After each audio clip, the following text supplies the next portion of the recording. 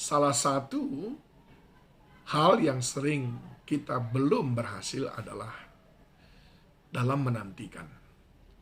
Kita sering gagal menanti. Waktu menanti sahabat, menanti datangnya harga yang baik dari apa yang kita tanam, menanti waktunya untuk diangkat Tuhan, menanti untuk dapat jodoh, sering kita gagal.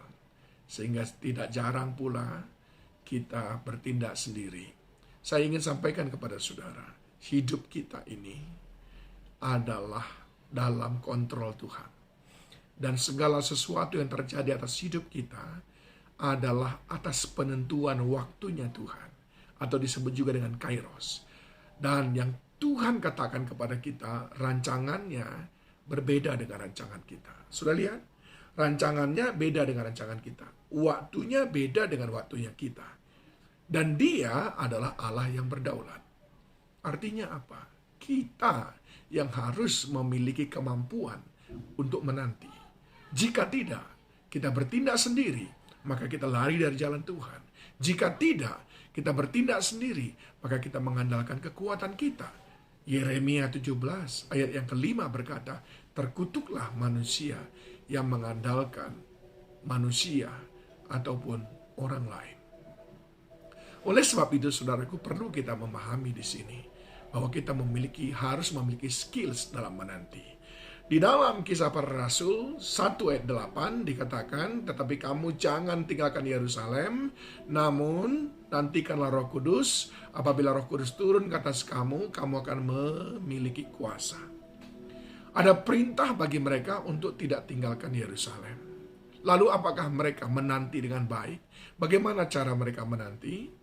Di dalam Kisah Para Rasul 1 ayat 14, mereka semua bertekun dengan sehati dalam doa bersama-sama dengan beberapa perempuan serta Maria ibu Yesus dan dengan saudara-saudara Yesus. Yang pertama, mereka menanti dengan tekun berdoa. Apa yang belum saudara terima, doakan saudaraku. Apa yang belum saudara peroleh, doakan saudaraku. Kisah Rasul 2 ayat 42, mereka bertekun dalam pengajaran rasul dan dalam persekutuan, dan mereka selalu berkumpul untuk mencari roti dan berdoa. Bertekun dalam doa, menanti bukan waktunya mengeluh, menanti bukan waktunya untuk terus melihat ke jam, menanti bukan waktunya untuk meragukan apa yang Tuhan janjikan. Menanti adalah waktu untuk berdoa, sebab doa menggerakkan tangan Tuhan. Yang kedua, saudaraku, waktu kita menanti, apa yang kita lakukan? Pelihara hidup dalam persekutuan. Tadi dikatakan, mereka semuanya bertekun dan sehati. Ini berbicara tentang mereka tetap sehati, bertekun di dalam persekutuan. Gak ada yang meninggalkan kelompok. Kita perlu bertekun dalam persekutuan sebagai sesama orang percaya. Pada waktu kita menanti, mungkin saudara sedang menantikan Tuhan mengubahkan hidup saudara. Mungkin saudara sedang menantikan Tuhan membukakan peluang-peluang baru. Jangan andalkan kekuatan saudara sendiri, tapi biarlah saudara tetap hidup dalam persekutuan. Kisah Rasul 2 ayat 42, mereka bertekun dalam pengajaran rasul dan dalam persekutuan. Bukankah kitab Pengkhotbah pasal 4 berkata, tali 3 lembar tidak mudah dikalahkan. Berdua lebih baik daripada seorang diri. Bukankah Injil Matius berkata, dan kamu apabila 2 orang di antara kamu bersepakat berdoa, maka kalau kamu berdoa dengan yakin, apapun yang kamu minta aku akan berikan. Sudah lihat, there is the power of unity. Ada kekuatan di dalam kesatuan. Dan firman Tuhan selalu mengajarkan kepada kita, supaya kita semuanya tidak meninggalkan persekutuan. 1 Korintus 15 ayat 58. Karena itu saudaraku yang kekasih, berdirilah teguh, jangan goyah dan giatlah selalu dalam pekerjaan Tuhan. Sebab kamu tahu bahwa dalam persekutuan dengan Tuhan, jerih payahmu tidak sia-sia. Menanti dengan tetap di dalam persekutuan orang percaya. Menanti dengan tetap dalam persekutuan dengan Tuhan. Yang ketiga, yang perlu kita lakukan saat kita menanti adalah fokus kepada apa yang Tuhan janjikan.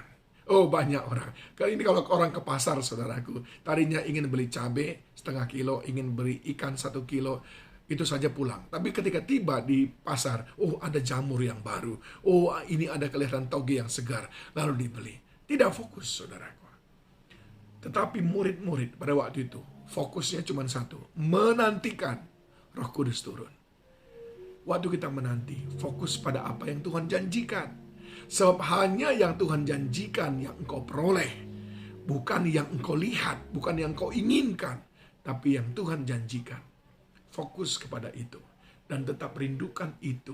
Mintalah itu, yaitu apa yang Tuhan janjikan. 3 hal yang perlu kita miliki waktu kita menanti-nantikan janji Tuhan. Yang pertama adalah bertekun dalam doa. Terus doakan apa yang Tuhan janjikan. Yang kedua, bertekun di dalam kesatuan, yaitu persekutuan dalam orang percaya maupun persekutuan dengan Tuhan. Dan yang ketiga adalah fokus kepada apa yang Tuhan janjikan. Sebab hanya yang Dia janjikan yang akan Dia berikan. Ayo, kalaupun belum kau terima hari ini, nantikan Tuhan.